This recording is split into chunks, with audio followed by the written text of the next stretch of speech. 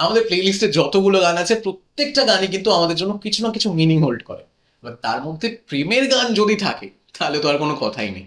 বাসে, ট্রেনে, অফিসে কাজ করার সময় কিংবা রাতে ঘুমানোর সময় সেই গানগুলো যখন আমরা শুনি, সামনে যাই থাকুক না কেন, আমাদের চোখের সামনে আর মনের মধ্যে কিন্তু একটা সিনেমা চলতে থাকে, যার লিড ক্যারেক্টার আমি। এই লিড ক্যারেক্টার থেকে মনে পড়লো আমাদের সবার জীবনে ছোট ছোট এমন অনেক ঘটনা আছে যা হয়তো আর পাঁচজনের জন্য খুব একটা ইম্পর্টেন্ট নয়, কিন্তু আমাদের জন্য বড্ড স্পেশাল। আজকে আমি আপনাদের জন্য ঠিক সেই রকমই দুখানা অভিজ্ঞতা শোনাবো। নমস্কার, আমি যেও, আশা করি সবাই খুব ভালো আছেন। আর আজ আপনাদের জন্য রয়েছে দুখানা অভিজ্ঞতা। আজকের দ্বিতীয় অভিজ্ঞতা যিনি পাঠিয়েছেন ওনার নাম অনুশ্রী রায়, এবং ওনার অভিজ্ঞতা আমরা ওনার মুখ থেকেই শুনবো।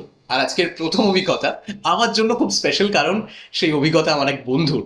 এবার আমি যখন তাকে বলি আমি তার অভিজ্ঞতা শোনাবো, সে মোটেও রাজি হয়নি, তাতে আমার কিছু যায়ও আসে না।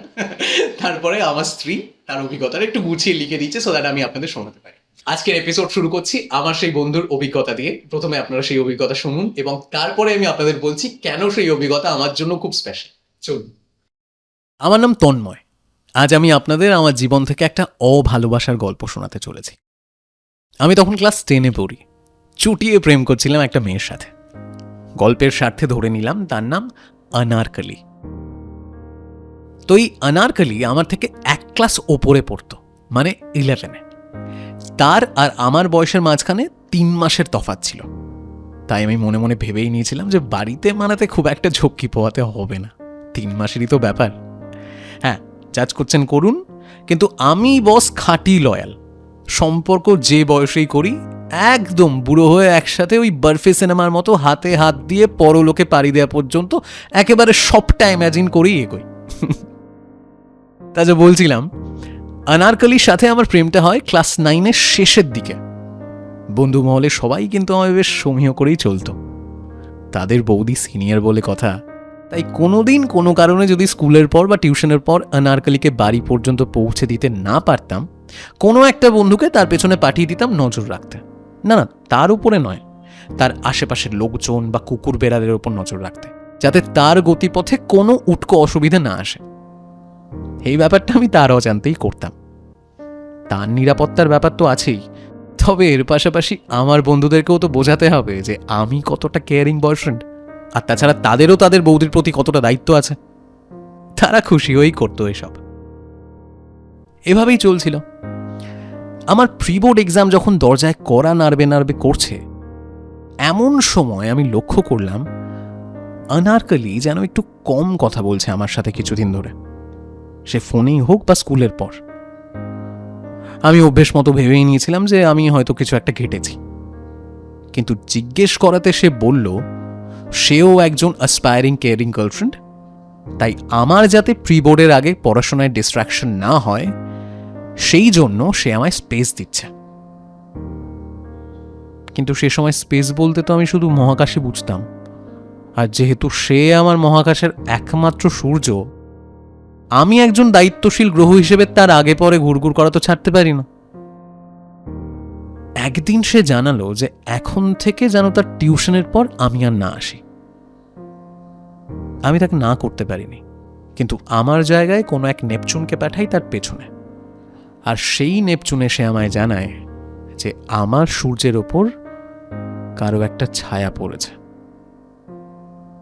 কেউ একটা নাকি তার সাথে তার বাড়ি পর্যন্ত হেঁটে হেঁটে গেছে। আমরা বন্ধুরা খুবই ব্যস্ত হয়ে পড়লাম এটা শুনে, ঠিক যেমন সূর্যগ্রহণের নাম শুনলে বাড়ির মা মাসিরা হয়ে ওঠে। তাই গ্রহণের দিনক্ষণ জানতে বন্ধুরা উঠে পড়ে অনারকলির পিছু নিতে লাগলো সব জায়গায়। হঠাৎ এক রবিবার দুপুরে জানতে পারলাম যে অনারকলি তার পোটেনশিয়াল সেলিমের সাথে সিনেমা দেখতে ঢুকেছে। আমিও পড়ি কি মরি করে ছুটলাম ব্যাপারটা চাক্ষুষ করতে। মা বারণ করেছিল বটে যে খালি চোখে গ্রহণ দেখা উচিত নয়, কিন্তু আমি তো সেই বয়স থেকেই জ্ঞান পাপি। আমি পৌঁছতে পৌঁছতে সিনেমা শুরু হয়ে গেছিল ঠিক, কিন্তু তাদের খুঁজে পেতে বেশি বেগ পেতে হয়নি আমার।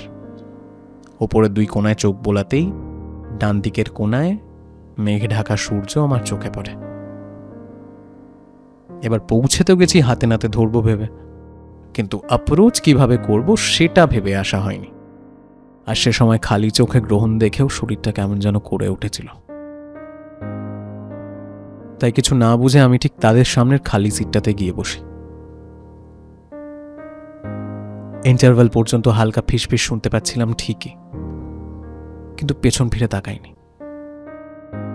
ইন্টারভেল হতেই সেলিম পেছন থেকে আমায় ডাকলো, ডেকে বলল, কিরে তুই এখানে কি করছিস? আমি অবাক হয়ে বললাম, বাকিদের মতো সিনেমা দেখছি। সেলিম হঠাৎ তেড়ে উঠল, বলল সে নাকি খুব ভালো করেই জানে যে আমি কেন সেখানে এসেছি, আর কেনই বা আমার আর আনারকলির ব্রেকআপের পরেও আমার বন্ধুরা তার আশেপাশে ঘুরঘুর করে। হ্যাঁ, এটা শুনে একটু থমকেছিলাম আমি। না, বন্ধুদের ঘুরঘুর করার সিক্রেটটা বেরিয়ে আসা তখনও আমায় হিট করেনি। আমি ভাবছিলাম আমাদের ব্রেকআপ কবে হলো। পাশ থেকে আনারকলি সেলিমকে চুপ করানোর আপ্রাণ চেষ্টা করে যাচ্ছিল। আমি তার দিকে প্রথমবারের জন্য তাকালাম, আর সে আমায় বলল, তুই এখন যা প্লিজ, একটু স্পেস দে আমাদের। আবার সেই স্পেস। আমি তো তাকে আমার পুরো আকাশটাই দিয়ে রেখেছিলাম। আমি বেরিয়ে এসেছিলাম সেদিন কিছু না বলেই। মা বলে বড়দের কথা না শুনলে কপালে দুঃখ আছে, ঠিকই বলে। সেদিন প্রথম বুঝেছিলাম দুঃখটা হয়তো এইরকমই দেখতে। পরে আনারকলি আমায় ফোন করে বোঝানোর চেষ্টা করেছিল যে আমার মধ্যে নাকি সব কোয়ালিটিজ আছে, আমি নাকি তার চারপাশে ঘুরঘুর করারও যোগ্য। কিন্তু তবুও কোনো একটা কারণে আমাকে এখন তার গ্রহ গ্রহ মনে হচ্ছে না। বেসিকলি সে আমায় বুঝিয়েছিল যে আমি এখন প্লুটো জোন্ড। তখন জানতাম না এরকম সিচুয়েশনে কি বলতে হয়, কি করতে হয়, তাই তাকে নিজের হালেই ছেড়ে দিয়েছিলাম। কষ্ট হতো তাকে স্কুলে দেখতে পেলে, কিন্তু সামলে নিতাম, কারণ ওই ব্রেকআপটা থেকে শুধু আমি একা নই, আমার 5 বন্ধুও খুব কষ্ট করে আমার সাথে মুভ অন করেছিল। শুনলেন আমার বন্ধু তন্ময়ের অভিজ্ঞতা। যেমনটা বলছিলাম, ও নিজের অভিজ্ঞতা কোনোভাবেই শেয়ার করতে চাইনি, তবে আমি তো নাছোড় বান্দা, আমার কিছু যায় আসে না। আমি শুরুতেই বললাম না যে এই অভিজ্ঞতাটা আমার জন্য বড্ড স্পেশাল। এর পেছনে একমাত্র কারণ তন্ময় যে 5 বন্ধুর কথা বলছিল, সেই 5 বন্ধুর মধ্যে আমিও একজন। এবং যখন আমরা জানতে পেরেছিলাম যে এই রকম কোনো ঘটনা ঘটেছে, আনারকলির জীবনে নতুন কোনো সালিম এসেছে, তখন সত্যি আমাদেরও খুব মন খারাপ হয়েছিল। হ্যাঁ, মানে এক প্রকার বলা যেতেই পারে আমরাও আমাদের জীবনের প্রথম প্যাসিভ ব্রেকআপ ফিল করেছিলাম। বন্ধুর জীবনে কষ্ট নেমে এলে নিজের জীবনেও কষ্ট হয়। যাই হোক, তন্ময়ের অভিজ্ঞতা কেমন লাগলো জানাতে একেবারেই ভুলবেন না। নিজের ফিডব্যাক প্লিজ শেয়ার করবেন, এবং আপনারও যদি কোনো এরকম এক্সপিরিয়েন্স থেকে থাকে সেটা আপনি খুব সহজেই আমাদের সাথে শেয়ার করতে পারেন। All you need to do, আপনাকে জাস্ট লিখতে হবে অথবা রেকর্ড করতে হবে, তারপর পাঠাতে হবে আমাদের ফেসবুক পেজে, অথবা আপনি মেইল করতে পারেন আমাদের ইমেল অ্যাড্রেস storywithjoe@gmail.com। আজকের পরের অভিজ্ঞতা পাঠিয়েছেন অনুশ্রী রায়, এবং ওনার বিয়ের পরে, ওই যখন বিয়ের পর নতুন নতুন প্রেম হয় স্বামীর সাথে, ঠিক সেই প্রেম নিয়ে একটা ঘটনা তিনি আমাদের সাথে শেয়ার করেছেন।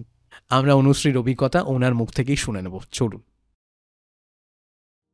নমস্কার দাদা, আমি অনুশ্রী রায় মজুমদার, নর্থ 24 পরগনা থেকে। আশা করি তুমি ভালোই আছো, সুস্থ আছো। আমরা সেটাই চাই, তুমি ভালো থাকো, সুস্থ থাকো। তো আমি আমার একটা ছোট্ট অভিজ্ঞতা শেয়ার করতে চাই। খুবই ভালো লাগার একটা মুহূর্ত। মাঝে মাঝে এখনো মানে যখন স্মৃতিচারণা করি ভীষণ ভালো লাগে, হাসি পায়। তো হাসি পায় এই কারণেই বলছি যে কেন হাসি পায়। আমাদের হচ্ছে অ্যারেঞ্জ ম্যারেজ, আমি দুর্গাপুরের মেয়ে, আমার হাজব্যান্ড তো নর্থ 24 পরগনার বাসিন্দা।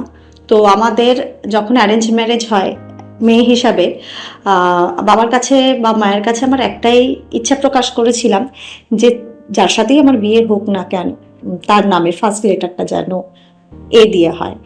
তো অ্যাজ ইউজুয়াল আমাদের দুজনেরই নামের ফার্স্ট লেটার এ দিয়ে। তো আমি সেই অভিজ্ঞতাটা শেয়ার করি, চলো কথা বেশি বাড়াবো না। আমাদের বিয়ে হয়েছে 30 জুন 2008। তো প্রথম তো একটা বলে না যে একটা রঙিন স্বপ্নের মধ্যে, সত্যি কথাই যখন প্রেম তো করিনি, কারণ প্রেমের অভিজ্ঞতাগুলো কি সত্যি কথা জানি না। তো বিয়ের পরে সেই প্রেমের ফিলিংসগুলোকে পেতে চেয়েছি, আমরা দুজনেই পেতে চেয়েছি, যে যেভাবে লুকিয়ে লুকিয়ে প্রেম করা হয় ঠিক সেমভাবে। তো বিয়ের প্রথম বছর পুজো, হাজব্যান্ড হঠাৎ করে প্ল্যান করলো চলো দক্ষিণেশ্বর যাই। আমি ঠিক আছে চলো যাব। বাট আমার শাশুড়ি একটু রাশভারী লোক ছিলেন, মানে আমি ওনার কোনো বদনাম করছি না, বাট হয় না যে এক একজন থাকে, কেন যাবে, কোথায় যাবে, কিসের জন্য যাবে, পুজোর সময় কেন দক্ষিণেশ্বর যাবে। তো এইগুলো মানে ওনার কাছে আমাদের জানিয়ে যেতে হতো। তো এবারে আমরা চাইছি যে কাউকেই বলবো না, আমরা নিজেরা নিজেদের মতো একসাথে কিছুটা টাইম স্পেন্ড করতে চাই। তো সপ্তমীর দিন দুপুরবেলা বনগাঁতে ঠাকুর টাকুর দেখে রিটার্ন চলে এসেছি। তো এরপরে দুপুরের পরে টাইমটা কি করব, ওইটা তো ফাঁকা। তো চলো দেখা যাক। তো বাইক নিয়ে যাবো, আমার হাজব্যান্ড বাইক চালাতে ভীষণ ভালোবাসে, বাস বা ট্রেনে যাব না, বাইক নিয়ে যাব। তো তা বাইকটা কিভাবে বার করব, বাড়ির নিচে গ্যারেজ ছিল, তো গ্যারেজের থেকে গাড়িটা বার করতে হবে। তো আমার হাজব্যান্ডের কাছে চাবি টাবি সবই ছিল। তো আস্তে আস্তে চুপি চুপি করে আমার হাজব্যান্ড যেভাবে মানে একদম টাইপ অফ যেভাবে একটা বাইককে চুরি করা হয় ঠিক সেইভাবে নিজের বাইকটাকে আস্তে আস্তে বার করলো। বার করে আমার শ্বশুর বাড়ির থেকে মোটামুটি 2 থেকে 3 মিনিটের দূরত্বে বাইকটাকে হাঁটিয়ে হাঁটিয়ে নিয়ে গেল, যাতে বাইকটা স্টার্ট দিলেও কেউ জানতে না পারে। দেন আমরা ওখান থেকে বাইক স্টার্ট করে চলে যাই সোজা দক্ষিণেশ্বর। লং ড্রাইভ, নতুন বিয়ে হয়েছে, বুঝতেই পারছো তখন যে ফিলিংসটা কি হয়। ভালো কথা। এবারে ওখানে গিয়ে অনেকক্ষণ কাটালাম, তার মাঝখানে তো ফোন তো আসছেই, কিছু করার নেই। আমার মা ফোন করছে, কি রে কোথায় আছিস।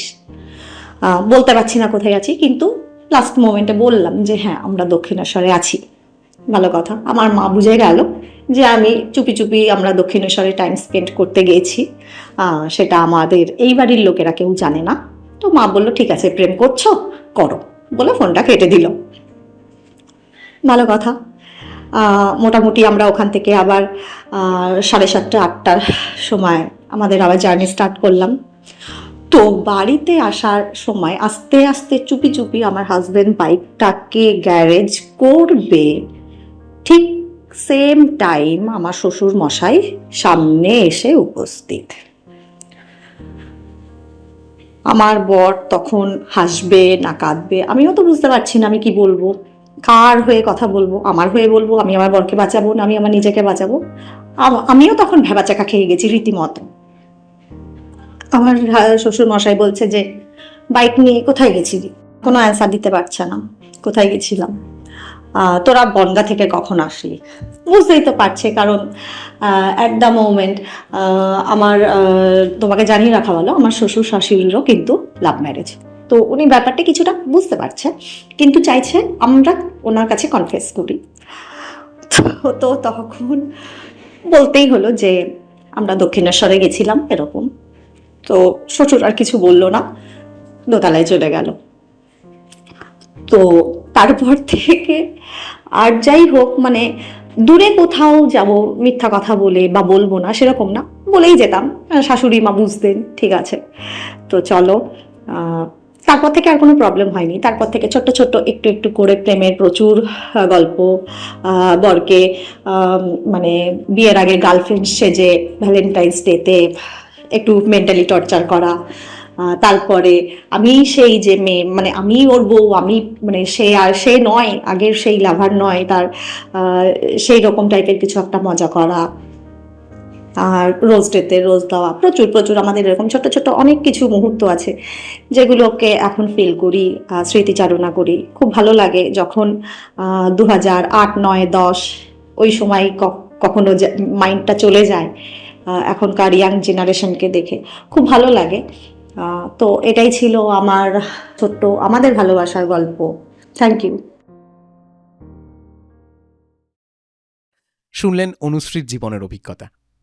আজ ভিডিও শুরুতেই আমি যেমনটা বলেছিলাম যে আমাদের জীবনের ছোট ছোট এক্সপিরিয়েন্সেসগুলো কিন্তু একেবারে সিনেমার মতো।